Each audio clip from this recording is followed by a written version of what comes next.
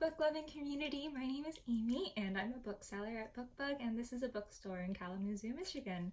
In lieu of having our doors open with the ability to browse, we thought it would be really fun to have a YouTube channel where we could share the books that we love in our own way. And one of the ways to do that are book tags. Book tags are, I'm not really sure actually. Basically, there's a list of prompts and we try to fulfill them with the books that we love. So the book tag that I'm doing today is the bookshelf scavenger hunt, which you can also do at home. And I think it would be great if we could all just sort of post our own and we could see what kind of fun books that we come up with. The first prompt is to find a book with an author or title with the letter Z in it. And I found From the Desk of Zoe Washington by Janae Marks. This book is recently out and a fantastic read. I loved it. It's about this young girl who loves to bake, but her world is turned upside down when she receives a letter from her dad, who she's never met because he's been incarcerated her entire life. But the letter doesn't seem like it's from a bad person, and she gets curious. She wants to find out more about him, so she decides to write him back. What happens from there is so touching. I definitely cried multiple times. It's a great story about getting to know yourself and getting to know the truth of your family. It's about acceptance, and it's about misunderstandings and learning to be more open-minded. It's a middle grade book, but I think it's fantastic for all ages. Prompt 2 is find a classic. So I decided to go with The Canterbury Tales by Chaucer. I liked it because it is a classic book, but it's also a Penguin classic, and as you can probably tell, the copy of it is very old. It's a classic. I really like old books. I think that they have so much personality. There's a history behind them. Usually, if it's used, there's, writing in the margins or on the front cover, and I think there's just something really romantic about that. So that's prompt 2. Canterbury Tales by Chaucer. Prompt 3 is find a book with a key on it. And I knew immediately what book I was going to choose. Inkheart by Cornelia Funke. I love this series. This series is amazing. It's about this young girl named Maggie who doesn't really understand why her dad won't read to her. She just wants to read books, and he refuses to read out loud.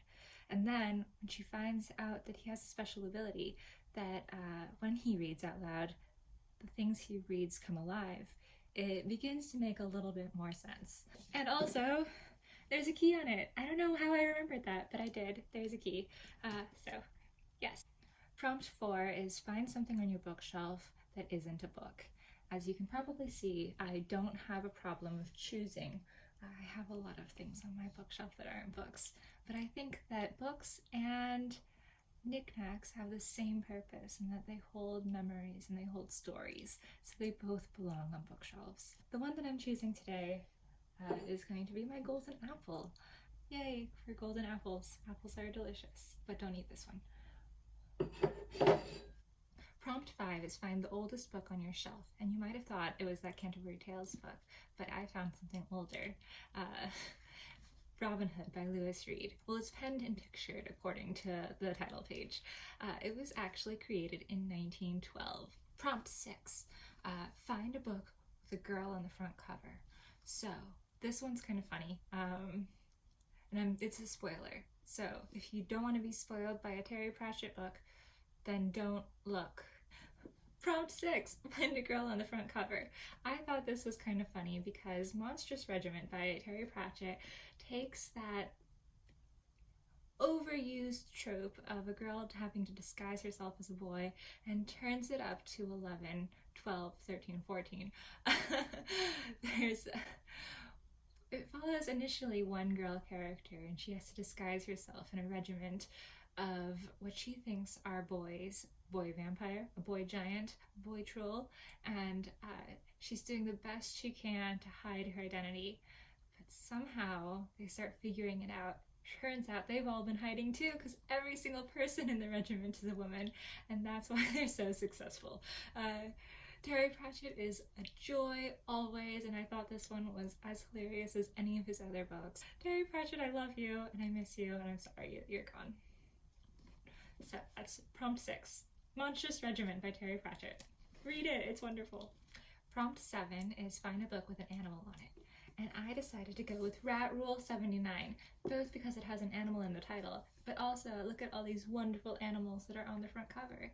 It's a little bit, people compare it to Phantom Tollbooth, and I kind of agree. It has this sort of dreamlike quality that says a lot while also being complete nonsense in the best way. Yes. I love the wombat. I love the elephant. He's so mopey and sad. And I feel like you could connect to every single character in a plethora of ways. Prompt 8 is find a book with a male protagonist. Shockingly, that wasn't very hard. But I decided to go with the classic Harry Potter. Harry Potter and the Sorcerer's Stone by J.K. Rowling. As you know, as you can probably guess, if you don't already know, Harry Potter is the main character. Prompt 9 is find a book with only words on the front cover, which actually was kind of hard because there's always this little bit of decorative things. So the one that I decided to go with has only words on the front cover, and that's The Fairy Queen by Edmund Spenser. This is also an old English book. If you can sense a trend, then guilty as charged. Number 10 is find a book with illustrations in it. I love illustrations, but one thing that I really wanted to represent here is graphic novels. I think graphic novels are the best. I want to make graphic novels. That's like my goal in life. One of the first ones that I bought for myself was Nimona by Noelle Stevenson. You might recognize her name because she also does She-Ra, but this is her webcomic that she started posting for free on the internet in like 2007 or something, and it's just this wonderful tale of this young shapeshifter and the deeply beautiful bond that she creates with this mentor slash father figure. It's sprawling, and I have no idea how she did it. It's amazing. If you haven't checked it out, please do. Nimona by Noelle Stevenson, and that's prompt 10. Prompt 10 is find a book with gold lettering. So some of the books that I've already shown you have gold lettering on them, and I was determined not to do any repeats. So I found another one, and that is The Secret Garden by Frances Hodgson Burnett. I haven't read this book in a really long time, but I love this copy, so I've kept it with me. And actually, I should probably reread it because it's been long enough that I don't really remember what it's about. Prompt 12 is find a diary, true or fictional. The book I chose is The Paper Girl of Paris by Jordan Taylor. It's the story of two girls, one in modern day and the other one in 1940s occupied France. And it turns out that the 1940s girl is the aunt of the modern day girl, Alice. And so Alice, one day, she is visiting her grandmother's old house after her grandmother passes away, and she finds these photos of her aunt with Nazis, and she's horrified. She wants to find out how this could have possibly happened. So she finds Adeline's diary, and every other chapter we're following Adeline's story from her point of view in her diary. So it was a beautiful read, and I would encourage anyone who enjoys reading World War II stories. This is a fantastic YA. 13. Find a book written by an author with a common last name like Smith. So I went with Jones, Diana Wynne Jones, who is the opposite of common. She's a wonderful, wonderful fantasy writer. The one that I have with me here is The Chronicles of Chrestomanci.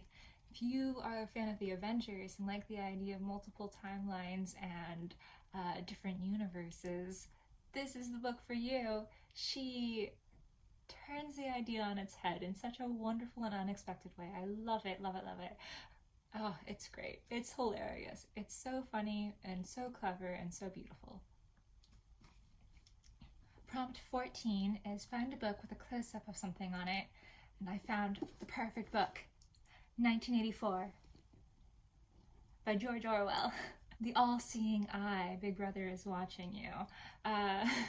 This book is highly pertinent to today in this era of deceit and misunderstandings and distrust in our media, distrust in our public figures. deservedly or otherwise. Yeah, if you haven't read this book, you probably want to. Prompt 15 is find a book that takes place in the earliest time period. That's a tough one, especially since I'm such a fantasy lover. There's so many fantasy worlds. What time period do they take place in? And actually, I decided to take that and go for it. So the book that I'm choosing is The Silmarillion by J.R.R. Tolkien. Arguably, it starts with the beginning of time, and so I feel like that is the earliest. The next prompt was really easy to find. It was find a book without a book jacket on it, and little Amy had a really bad habit of taking the book jackets off. I thought that they looked really cool when they were naked. So this is one of the books. You can tell what time period I bought this book in, middle school. Ursula Le Guin's The Other Wind. Is that right? Ursula Le Guin's The Other Wind. This is the final book of the Earthseed series.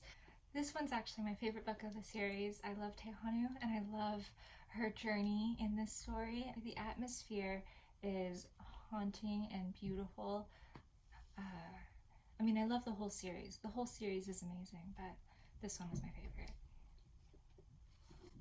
Naked book. I'm sorry. I'm sorry, books. I don't know where your jacket is. Prompt 17 is find a teal or turquoise covered book. This book I've actually only just started reading, but I thought it was perfect because it sort of has that feeling to it. The Mermaid, the Witch, and the Sea by Maggie Takuta Hall. And it is a story about one girl who must disguise as a boy who lives on a pirate ship, and another girl who gets kidnapped by the pirates, and their epic love for each other. Prompt 18 is find a book with stars on the cover. The book that I'm choosing is All Out, and this is actually an anthology of short stories by YA authors that you've probably heard of. Mackenzie Lee is in here, Melinda Lowe.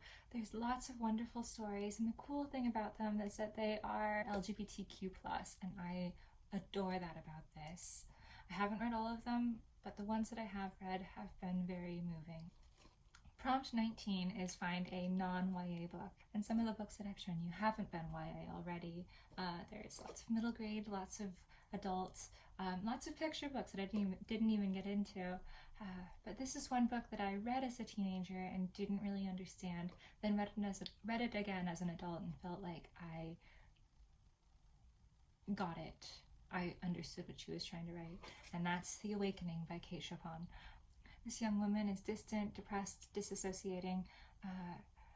She can't connect to her children, she can't connect to her husband. She doesn't really know what she's doing in her life, and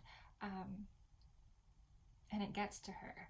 And I think we all understand that. We all know what it feels like to be isolated, to be lost in our own heads. This book, I connected to it as an adult way more than I did as a teenager, and I'm glad that I reread it. So this is definitely not a YA book. Alright, so and on that note, now the challenge is up to you. Feel free to take a video or take pictures and share them with us. Send them to bookbugkalamazoo@gmail.com, or put them on or tag us on Facebook or on Instagram or Twitter. We'll see it. We'll repost it ourselves. Thank you so much. Have a great day. Stay safe. Bye.